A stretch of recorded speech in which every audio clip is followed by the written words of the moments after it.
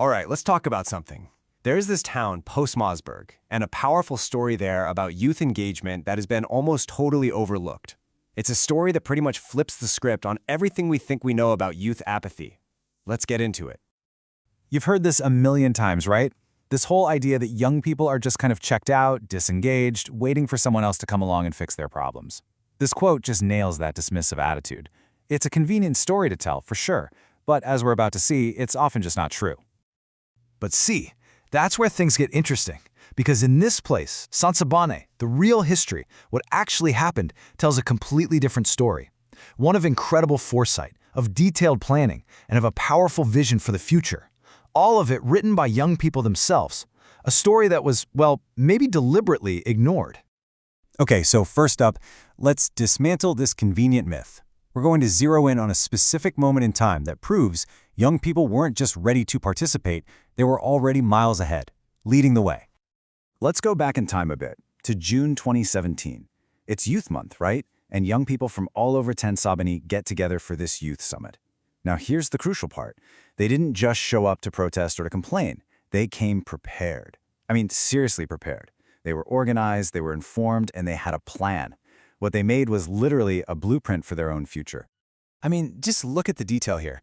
On the topic of health, they weren't just pointing fingers at problems like substance abuse. No, they designed an entire support system, using sports for prevention, creating actual structured aftercare to stop people from relapsing, and using community talks to tackle really tough issues like gender-based violence. This shows they were looking at the root of the problem, not just the symptoms.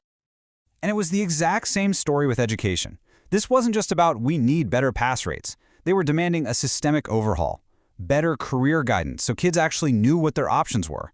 And this is so important, linking financial aid to real mentorship. See, they weren't just asking for a handout, they were trying to build a ladder. And when it came to the economy, wow, this is some seriously forward-thinking stuff. They didn't just ask for jobs, they proposed the structures to actually create them. Things like business incubators, tools to help young entrepreneurs get government contracts, and even a youth business chamber to give them a real seat at the economic table.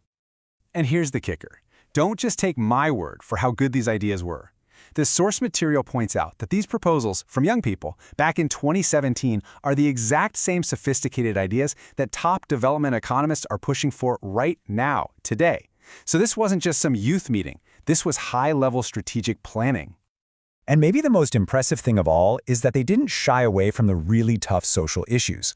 They talked openly about racial divisions and about the marginalization of queer youth.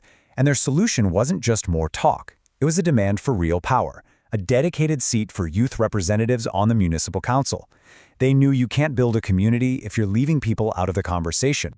And finally, they turned the spotlight on the very institutions that were supposed to be serving them.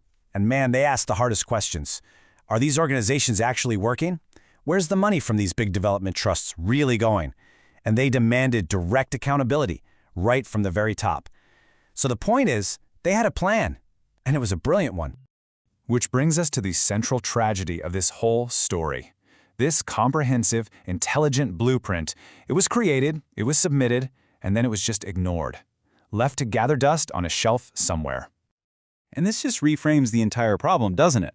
The failure here wasn't a lack of youth engagement, it wasn't a lack of ideas. The failure was institutional. The youth of Tsantsabane did their part. The municipality, on the other hand, was either not ready or maybe just not willing to listen.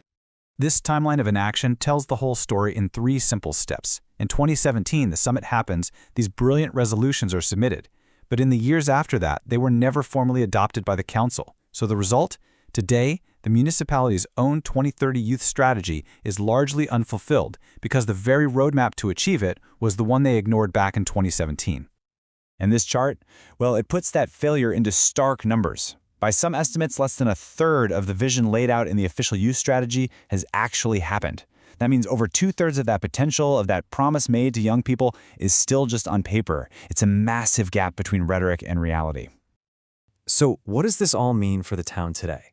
This isn't just some story about the past. This failure has very real consequences right now, in the present, where the stakes are actually higher than ever. Tsantsabane is really a town of 2 different realities. On one hand, the challenges are huge. A mine has closed, unemployment is high, there are issues with crime. But on the other hand, The opportunities are just staggering. Another major mine is still operating, there's a huge development trust, and massive renewable energy projects are coming online. The resources are there. So how do you bridge that gap between the challenges and the opportunities? Well, the answer isn't to write a new plan. They already wrote the plan in 2017. The answer is participation. It's about taking the power that is rightfully theirs. And that means asking some hard questions, demanding specifics, like how are we going to create sustainable jobs, not just more temporary work? How are the town's plans going to connect with these massive mining and energy projects to make sure local youth actually get the benefits? It's great to have bursaries, but how are we going to make sure a new qualification actually leads to a real job right here in town? And maybe most importantly, it means demanding real power. How will young people get a permanent seat at the decision-making table and not just be called upon for photo ops during election season? This next thought just shifts the entire mindset away from helplessness. It says no one is coming to save Postmasburg, but it doesn't need saving.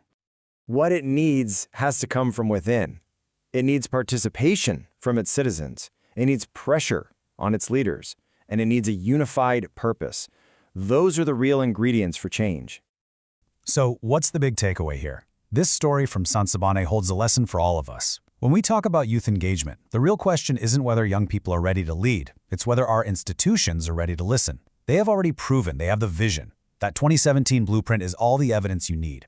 The only question now is whether they'll organize and use their collective power to finally turn that brilliant blueprint into a reality.